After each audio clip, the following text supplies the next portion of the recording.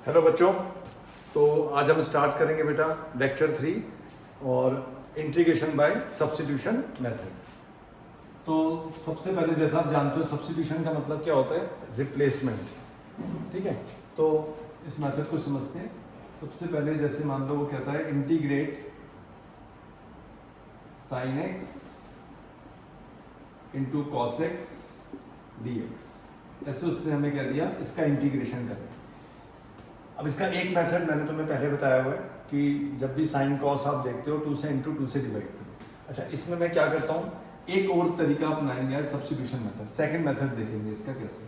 तो सबसे पहले ये दो फंक्शन मुझे दिए हुए हैं, एक तो साइन एक्स और एक कॉस एक्स। इनमें से किसी ऐसे को अपनी तरफ से टी हमें एज्यूम करना होता है, ठीक है ना। इन दोनों में से किसी एक को टी मानो जिसका डेरिवेटिव क्वेश्चन नहीं हो। जैसे सपोज करो साइन एक्स को अगर मैं टी मानो तो साइन एक्स का डेरिवेटिव क्या होता है, कॉस एक्स।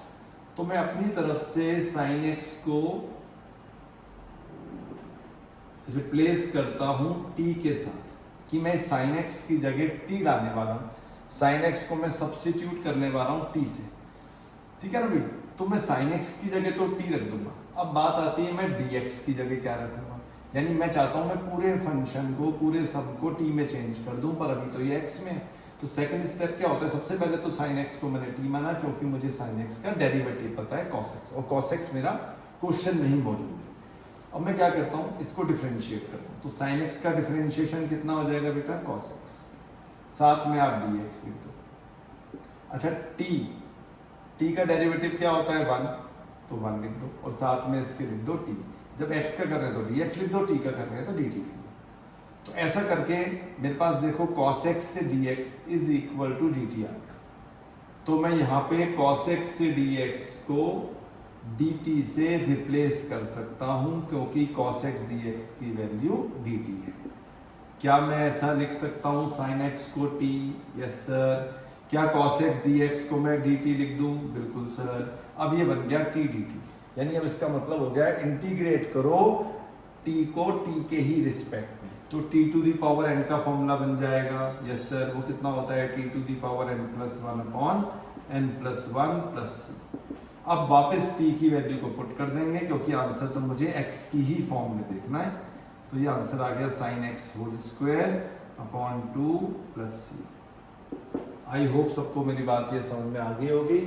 नहीं आई तो अगला सब मैं कराऊंगा, उससे और ज़्यादा पक्का हो जाएगा। अब चलते हैं हम अगले क्वेश्चन के ऊपर, ठीक है। तो इस तरह सब्स्टिट्यूशन मेथड यूज करना है। सबसे पहले दिए हुए क्वेश्चन में थे उसको लेट करो जिसका डेरिवेटिव क्वेश्चन में ही मौजूद हो। तो आज के बाद जब भी आप इंटीग्रेशन करोगे तो समझ जाना, इंटीग्रेशन का जो सबसे पहला स्टेप होता है वो लेट करना होता है। किसी एक को लेट करो, ऐसे को मानो फंक्शन टी जिसका डेरिवेटिव क्वेश्चन में ही मौजूद हो। जैसे फॉर एग्जाम्पल अगर मैं लेता यहाँ पे e to the power 10x into sec square x. Sir इसमें प्रोडक्ट रूल नहीं लगता? नहीं, इसमें जैसा डिफरेंशिएशन में प्रोडक्ट रूल लगा देते थे, क्वेश्चन रूल लगाते थे, ऐसा इंटीग्रेशन में नहीं होता। आगे जाके एक मेथड आएगा बाय पार्ट्स, वो जब आएगा तब मैं आपको बता दूंगा, ठीक है ना। अभी हमारे पास वही एम है कि इस पूरे क्वेश्चन को ऐसी फॉर्म में कन्वर्ट करना जिसका कि मुझे डायरेक्ट फॉर्मूला पता होता है। ओके, तो मान लो मैंने लिखा e to the power 10x। अब बताओ इसमें ऐसा कौन सा फंक्शन है जिसको मैं अगर t मानूं और उसका डेरिवेटिव क्वेश्चन में ही मौजूद हो, है कोई? जैसे मान लो मैंने कहा 10x को मान लो मैं t मानता हूं, तो यार 10x का डेरिवेटिव क्या होता है, सेक स्क्वायर एक्स। वो देखो क्वेश्चन नहीं है, तो मैं यहाँ पे लेट करता हूँ 10x को t। अब 10x अगर मैंने t माना तो 10x का डेरिवेटिव क्या हो जाएगा बेटा, सेक स्क्वायर एक्स। साथ में क्या लिखोगे, dx। t का डेरिवेटिव होता है 1, साथ में आ जाएगा dt। तो आप देख सकते हो सेक स्क्वायर एक्स dx की जगह मैं कितना पुट कर सकता हूँ 1 dt, और 10x की जगह मैं कितना डाल सकता हूँ t। तो ये आ गया देखो e to the power t, sec square x dx की जगह dt, सही है ना। e to the power t आ गया। et का इंटीग्रेशन होता है बेटा et, और साथ में प्लस c। t की वैल्यू डाल दो, t की वैल्यू कितनी है 10x है t की वैल्यू, ये आ गया प्लस c। सबको कहानी समझ में आ रही है हल्की हल्की। जिसको लेट करे, किसको लेट करे, जिसका डेरिवेटिव क्वेश्चन नहीं हो, ठीक है बेटे। ये बात सबको ध्यान रखनी है। अब के बाद इंटीग्रेशन का कोई भी सम आएगा सबसे पहले तुम्हें ऐसा ही सोचना होता है। एक और सम देखते हैं, बहुत प्यारा सम देखते हैं। जैसे सपोज करो ऐसे लिखा होता है log x अपॉन x, है ना भाई, ऐसे लिख दिया log x अपॉन x। पता ना किसको इसमें ऐड करें। अगर मैं log x को t मानूंगा, अगर मैं log x को t मानूं तो क्या log x का डेरिवेटिव सबको पता है, बता दो क्या होता है। सर जी log x का डेरिवेटिव होता है 1 अपॉन x साथ में dx, t का 1 साथ में dt। तो log x की जगह कितना आ गया t, dx अपॉन x को मैं क्या लिख सकता हूँ dt। ये रहा देखो dx upon x, dx upon x, dx upon x को dt लिख सकते हैं। t का इंटीग्रेशन t के रिस्पेक्ट में कितना होगा t to the power n plus 1 upon n plus 1 plus c, ये बन गया बेटा t square upon 2 plus c। t की वैल्यू कितनी है ऊपर, सर जी log x है, तो log x का स्क्वायर अपॉन 2 प्लस c। ये सबको कहानी समझ में आ गई? हाँ सर जी आ गई। अगले क्वेश्चन पे आ जाए, आ जाओ सर। तो ये सबको समझ में आया ना बेटा, तो उसको लेट करना है जिसका डेरिवेटिव क्वेश्चन में पहले से ही मौजूद हो। ठीक है ना भाई, बहुत प्यारे प्यारे क्वेश्चन। जैसे मान लो लिख के दे दिया 1 अपॉन ना 1 upon x minus root x dx। ठीक है भाई, 1 upon x minus root x। अब क्या कर रहे हैं, फंस गए यार, तो गड़बड़ हो गई। पर अच्छा एक बात बताओ, ये रूट x है ना, रूट x के पापा ये x, बताना इस x में कितने रूट हैं। सर 2 रूट है ना। इस x को ऐसा लिख सकते हैं root x into root x, तो दोनों में से कॉमन कितना आ गया सर रूट एक्स आ गया। तो यहाँ पे कितना आ गया सर एक रूट एक्स आ गया, फिर यहाँ पे कितना आ गया सर माइनस 1 आ गया। तो मैंने जब रूट एक्स को कॉमन लिया तो रूट एक्स माइनस 1 बचा। अब मेरे पास एक फंक्शन है रूट एक्स, एक फंक्शन है रूट एक्स माइनस 1। तुम कहोगे सर ये तो 1 अपॉन रूट एक्स माइनस 1 नहीं। पूरे इंटीग्रेशन में अगर आप ऐसे पार्ट्स में एज्यूम करोगे, ठीक है ना भाई, 1 अपॉन रूट एक्स माइनस 1 को भी टी मान सकते हैं, रूट एक्स माइनस 1 को भी टी मान सकते हैं। हमें टी उसको मानना है, उस बड़े से बड़े फंक्शन को, बिगेस्ट फंक्शन को टी मानो जिसका डेरिवेटिव क्वेश्चन नहीं। तो अगर मान लो मैं रूट एक्स माइनस 1 को टी मानता हूं, ये धीरे धीरे प्रैक्टिस करके पता लग जाता है। तुम्हें ना पता लगे तुम अलग अलग मान के देखो। ऐसे को टी मानना है जिसका डेरिवेटिव क्वेश्चन नहीं हो। तो रूट एक्स का डेरिवेटिव बता दो। रूट एक्स का डेरिवेटिव मैंने तुम्हें डायरेक्ट लिखवाया था, रूट एक्स का डेरिवेटिव होता है 1 अपॉन 2 रूट एक्स, और 1 का डेरिवेटिव होता है 0। तो 1 upon 2 root x d x आ गया, टी का 1 तो साथ में डी टी। सही है ना भाई, रूट एक्स का डेरिवेटिव 1 अपॉन 2 रूट एक्स, ये रट लो, बहुत यूज होगा ये। तो आप देख सकते हो कि एक मिनट सॉरी, कि मेरे पास dx अपॉन रूट एक्स है। देखो ये रहा dx अपॉन रूट एक्स है ना भाई। इस 1 अपॉन रूट एक्स माइनस 1 को तो मैं रूट एक्स माइनस 1 की जगह टी लिख दूंगा, यहां तो मैंने टी लिख दिया। अब मेरे पास कौन कौन रह गया बताओ। सर जी एक तो dx रह गया ऊपर, और नीचे ये रूट एक्स रह गया ना रूट एक्स, ये ना रूट एक्स, ठीक है ना। तो मेरे पास dx अपॉन रूट एक्स रह गया। अब क्योंकि ये टी में चेंज किया तो इसे भी टी में चेंज करना पड़ेगा। तुम बता सकते हो dx अपॉन रूट एक्स की वैल्यू क्या होगी? क्या dx अपॉन रूट एक्स की वैल्यू dt होगी? नो सर नो, इसमें तो 2 है फालतू का, तो 2 को ऊपर भेज दोगे। तो dx अपॉन रूट एक्स यहाँ से कितना आ जाएगा बता दो।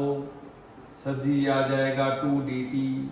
तो dx अपॉन रूट एक्स की जगह कितना आएगा सर 2 dt आएगा। समझ में आ रही है बात? Yes sir.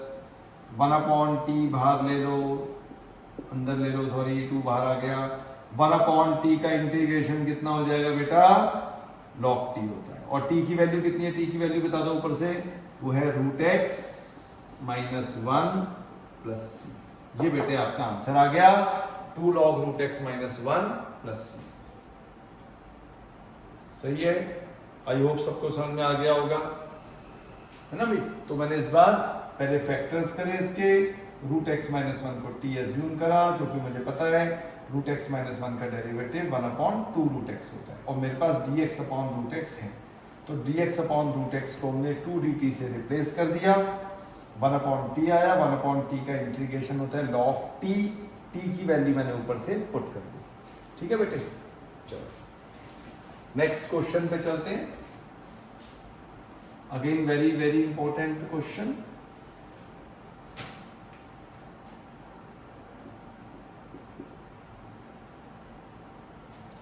Integration of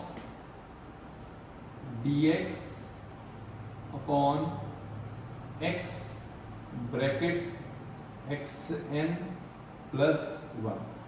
very very very very very important question. तो हमने क्या लिख दिया बेटे, dx upon x bracket xn plus 1 ऐसे लिख दिया मान लो मैंने, x ब्रैकेट xn प्लस 1। ठीक है जी। तो इस xn प्लस 1 को मैं t मान लेता हूं। तो यहां लेट कर लो कि xn प्लस 1 किसके इक्वल है मेरे बेटे, सर ये t के इक्वल है। ठीक है जी, बहुत इंपॉर्टेंट क्वेश्चन है। इसका मतलब होता है कि अगर बाहर लीनियर हो, अंदर कोई सी पावर दी हो, तो आप उसे हमेशा ऐसे करोगे। तो xn प्लस 1 को मैंने t माना। अच्छा, इसे मैंने t माना तो xn का डेरिवेटिव बताओ क्या हो गया। सर ये हो जाएगा nx n minus 1 dx is equal to dt हो गया सर। सही है? हाँ सर। अब ये ऐसा आया, ये ऐसा आया। ये one of the most important question है, बोर्ड में बहुत बार आ चुका है। तो xn प्लस 1 को मैंने t मान दिया। पर सर एक बात होगी, बताओ क्या। सर ऐसी तो कोई भी चीज़ नहीं है यहाँ पे। आपने कहा था कि लेट करो कि डेरिवेटिव हो जाए। हाँ यार ये बात तो है, पर अब मैं क्या कर सकता हूँ, देखो अब dx तो है ना, तो मैं यहाँ से dx की वैल्यू निकालता हूँ और वो आएगी dt upon n x n minus 1, है ना भाई। dx है ना, dt upon n x n minus 1। अब इस dx की वैल्यू को पूरा उठा के मैं इधर डाल देता हूँ, तो ये हो जाता है dt upon n x n minus 1। ये मैंने dx की वैल्यू डाल दी। पहले से नीचे कौन वेट कर रहा है, मेरी x और साथ में t। तो अब जब तुम यहाँ देखते हो, यहाँ दोनों के बेस सेम है, n तो कांस्टेंट है, n को बाहर ले लो। इन दोनों के बेस सेम है तो पावर n की ऐड हो जाएंगी। तो 1 में जब -1 ऐड होगा तो 0 आ जाएगा, तो यानी x to the power n बचेगा। और साथ में क्या बचेगा बेटे, ये t बचेगा। सही है? Yes sir. अच्छा एक बात बताओ, ये तो चलो t बचा, यहाँ पे कितना आया मेरे बेटे, xn। अब सर ये तो xn आ गया, क्या xn की वैल्यू तुम ऊपर से निकाल सकते हो? हाँ सर, xn आ जाएगा मेरा t माइनस 1 आ जाएगा सर जी, आ जाएगा ना t माइनस 1। हाँ सर, तो ये देखो नीचे t माइनस 1 आ गया। ठीक है बेटे, ऐसा कुछ आ गया मेरे पास। अब मैं इधर क्या करता हूँ, क्योंकि इधर t और t माइनस 1 आ गया। ठीक है, तो एक स्टेप होता है मेरे बेटे पार्शियल फ्रैक्शन। अब मैं इस पूरे फ्रैक्शन को 2 पार्ट में डिवाइड कर दूंगा। आप मुझे बताना मैं ऐसा कर सकता हूँ कि नहीं। पहले मैं क्या करता हूँ, t माइनस 1 को लिखता हूँ 1 अपॉन t माइनस 1। फिर मैं क्या करता हूँ, 1 अपॉन t को लिखता हूँ, यानी पहले छोटे वाला है ना, t माइनस 1 स्मॉलर है, और फिर बड़े वाला। तो 1 upon t minus 1 minus 1 upon t। आज भी देखो, अगर तुम इसका एलसीएम लोगे ना बेटे, ऐसे मान लो मैंने एलसीएम ले लिया अगर, तो कितना आ जाएगा, t माइनस 1 ब्रैकेट ओपन होगा, t से t कटेगा, minus 1 minus minus plus 1 upon t minus 1 आएगा, जो ऊपर वाले के ठीक इक्वल है। ठीक है, तो ये 1 अपॉन ऐसे आ गया। अब मैं इसका इंटीग्रेशन कर सकता हूँ 1 अपॉन t माइनस 1, जैसा कि मैंने तुम्हें बताया था। अगर वेरिएबल की पावर, यहाँ पे dt लिखेंगे, अगर वेरिएबल की पावर 1 है, उसके प्लस माइनस में इनटू में कोई कांस्टेंट लिखा हो तो उससे कोई फर्क नहीं पड़ता। तो 1 अपॉन t का इंटीग्रेशन क्या होता है, log t minus 1। 1 upon t का इंटीग्रेशन क्या होता है सर, log t होता है। यहाँ पे log की प्रॉपर्टी आ जाएगी। log की प्रॉपर्टी क्या होती है, log m minus log n को हम क्या लिख सकते हैं, log m upon n। m upon n का मतलब t माइनस 1 अपॉन t, साथ में प्लस t की वैल्यू हमारे पास कितनी आई थी बेटा, सर हमने एज्यूम किया था t को xn प्लस 1, तो वापस से xn प्लस 1 पुट कर दो, नीचे भी xn प्लस 1 डाल दो, साथ में लिख दो प्लस c, 1 से 1 काट दो, आपका आंसर आ गया xn upon x to the power n plus 1। ये आपका टोटल आंसर आ गया। तो ये one of the most important question है, सब्स्टिट्यूशन मेथड पर बेस्ड।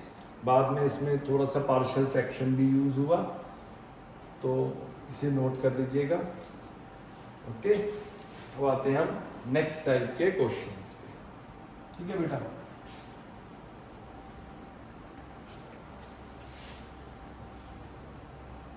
आगे अगले टाइप का क्वेश्चन देखते हैं। यहाँ पे लिखा हुआ है देखो sec x, फिर लिखा हुआ है log sec x, ये भी बहुत इंपॉर्टेंट है, plus 10x। Very very very important question, ऐसे लिखा हुआ sec x log sec x plus 10x whole to the power n। फिर सबसे पहले वही स्टेप, किसको मैं लेट करूं कि उसका डेरिवेटिव क्वेश्चन में हो, सबसे बड़े से बड़े फंक्शन को।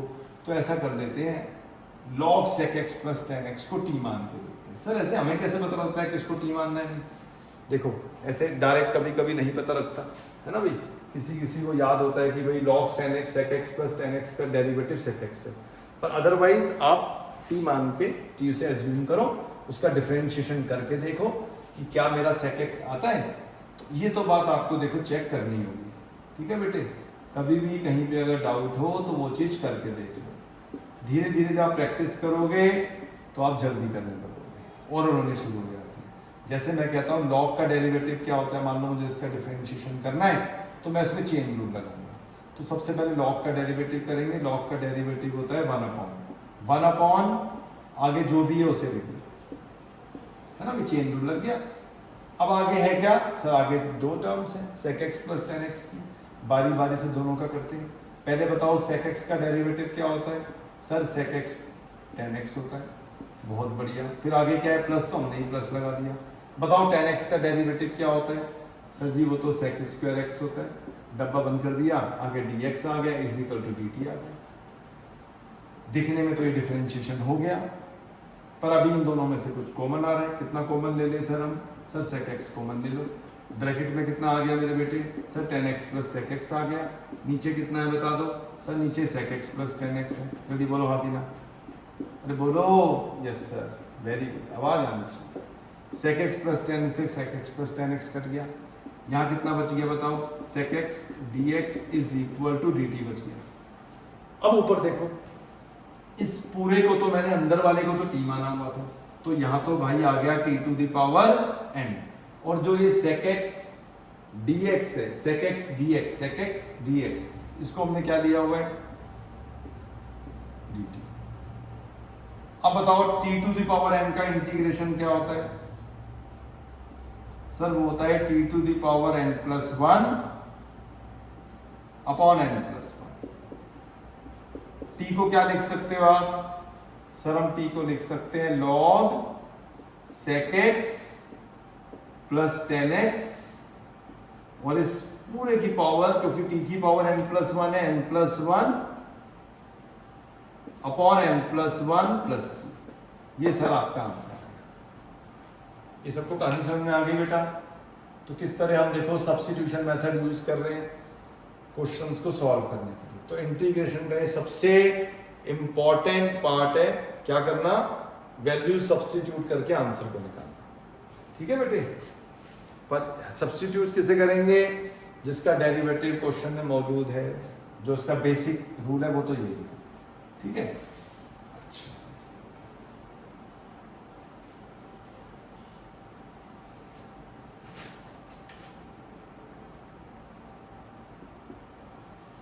अच्छा देखो, ये सम बहुत प्यारा सम है। यहाँ क्या लिखा है? Sine x upon sine x plus और dx, ऐसे लिख दिया। Sine x upon sine x plus a dx। देखो अभी तक मैं तुम्हें बोलता हुआ आया कि उस फंक्शन को लेट करना है जिसका डेरिवेटिव क्वेश्चन नहीं है। पर कभी कभी क्या होता है कि हमें ना वेरिएबल को चेंज करना होता है। सर वेरिएबल को कैसे चेंज? देखो बताता हूँ। जैसे अभी ये लिखा हुआ है sine x upon sine x plus है, इन दोनों के एंगल बिल्कुल अलग अलग है, तो मैं अभी इसमें इंटीग्रेशन नहीं कर सकता। अच्छा मान लो अगर ये ऐसा होता, मान लो कि अगर ये ऐसा होता, ऊपर तो साइन एक्स प्लस ए लिखा होता, नीचे साइन एक्स लिखा होता, फिर तुम इस क्वेश्चन को एक बार को चला सकते हो कि ऊपर फॉर्मूला लगा देते साइन ए प्लस बी का, वो होता है sign A cos B plus cos A sine B, और साइन एक्स को दोनों टर्म्स के नीचे अलग अलग ले सकते थे ना। पर अभी दिक्कत क्या हो रही है कि साइन एक्स प्लस ए नीचे और साइन एक्स ऊपर है, अभी नहीं कर सकता मैं ऐसे जैसा मैं पहले सोच रहा था।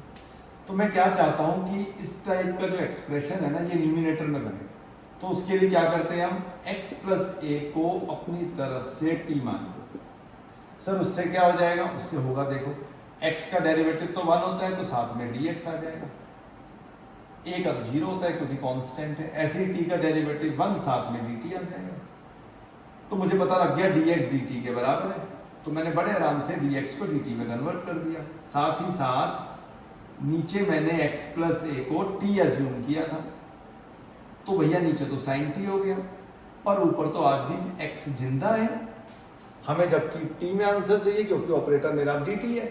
अब यार मैं t में कैसे लाऊं आंसर, तो इस x को मैं यहां से क्या लिख सकता हूं सर, यहां से x को लिख सकते हैं t माइनस, तो यहां पे t आ गया, साथ में dt आ गया।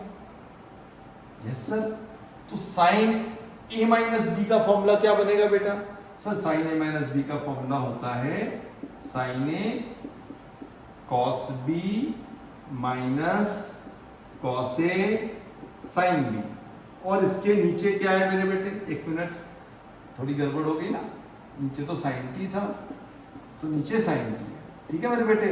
हाँ सर, अच्छा अब ये साइन t इस टर्म की भी प्रॉपर्टी और इस टर्म की भी प्रॉपर्टी, भी दोनों के नीचे है वो तो जब मैं लूंगा इसे साइन t इस फर्स्ट टर्म के नीचे लेंगे तो साइन t से साइन t कैंसिल हो जाएगा, क्या बचेगा बेटा, कॉस a बचेगा माइनस, साथ में साइन है तो ऐसे जिंदा रहेगा, cos t upon sine t इस बार नहीं कट रहे, पर cos c upon sine t होते हैं कॉट t, साथ में आ जाएगा बेटा साइन a और आएगा dt।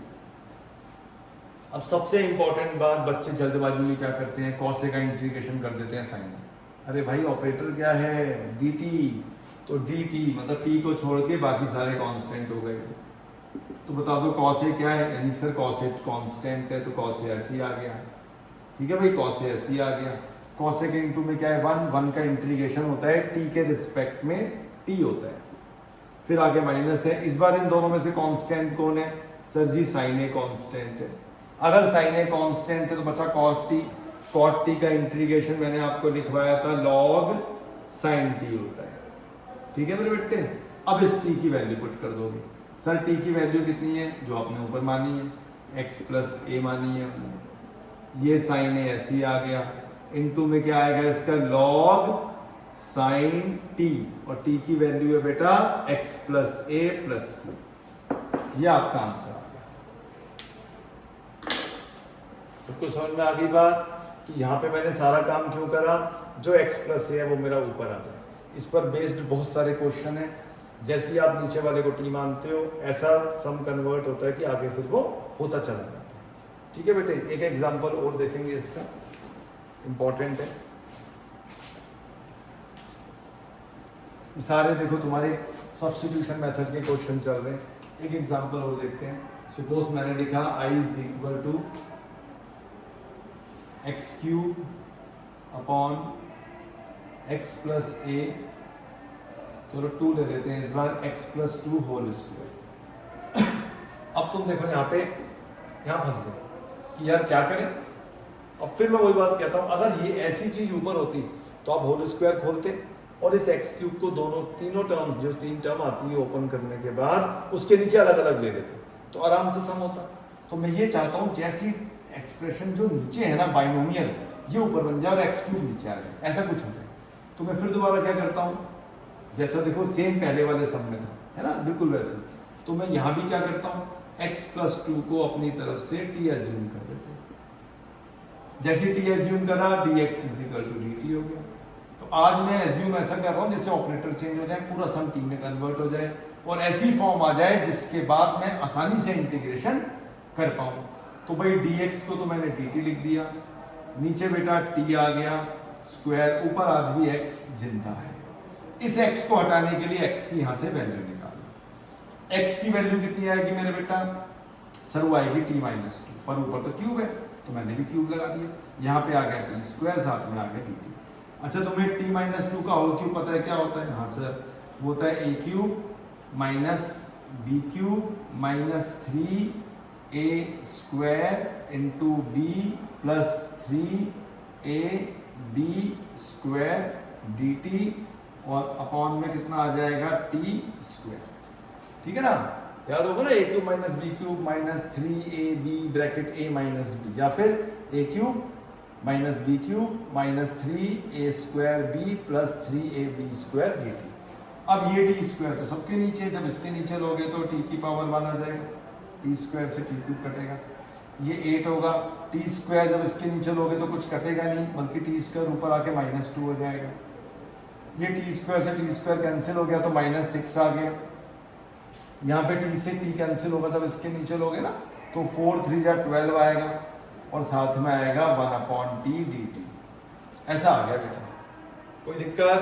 नो सर, है ना भाई। इतना हमारा सम यहाँ तक सॉल्व हो गया। अच्छा, अब इसके बाद यहाँ पे इंटीग्रेशन देखते हैं। टी का इंटीग्रेशन होता है, एक पावर इंक्रीज होगी, नीचे 2 आ गया। अच्छा, टी टू दी पावर -2 का integration, t to the power n+1 upon n+1 यानी कि -1। -6 1 का इंटीग्रेशन होता है बेटे टी, साथ में 12/t 1/t का इंटीग्रेशन होता है log t। अब यहाँ पे क्या करोगे आप? सर यहाँ पे हम अब हर जगह t की वैल्यू पुट कर देंगे। t की वैल्यू कितनी है बेटा? x+2 है सर, तो x+2 स्क्वायर अपॉन 2 आ गया, ये माइनस माइनस प्लस हो गया, ये 8 हो गया। ये t -1 है तो नीचे आ जाएगा t। t की वैल्यू कितनी है बेटा? x+2 है। फिर 6t आया, फिर t की वैल्यू कितनी है मेरे बेटे? फिर t की वैल्यू सर x+2 है। फिर प्लस आया, 12 आ गया, लॉग आ गया, t की वैल्यू कितनी है मेरे बेटे? सर वो x+2 है, प्लस c, ये आपका आंसर है। ठीक है ना बेटे? तो आई होप सबको समझ में आ गया होगा।